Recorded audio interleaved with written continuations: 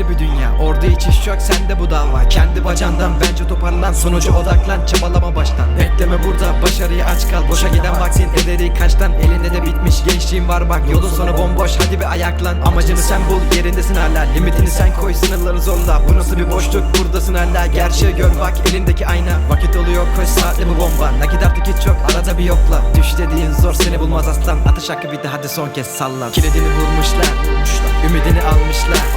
Garibanı bulmuş, üzerine konmuş, umudunu çalmışlar. Hayalleri hep tek yek. Dur bakalım step back.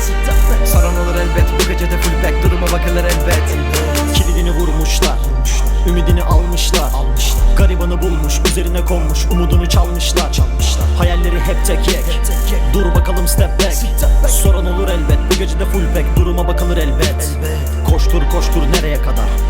Boştur bir yere kadar. Ama sen de mi yan, ama sen de mi kal? Dur bak olmadı yar. Her telden ses farklı bir fon.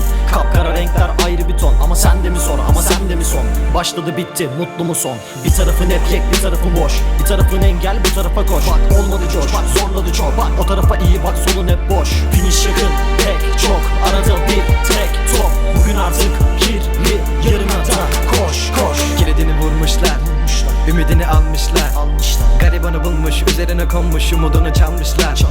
Hayalleri hep tek yek. Dur bakalım step back. Soran olur elbet, bu gece de full back. Duruma bakılır elbet. Kilidini vurmuşlar, ümidini almışlar. Garibanı bulmuş, üzerine konmuş, umudunu çalmışlar. Hayalleri hep tek yek. Dur bakalım step back.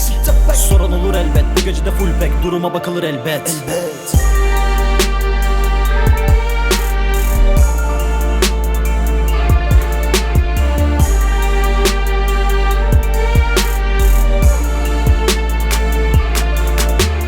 Kilidini vurmuşlar, ümidini almışlar.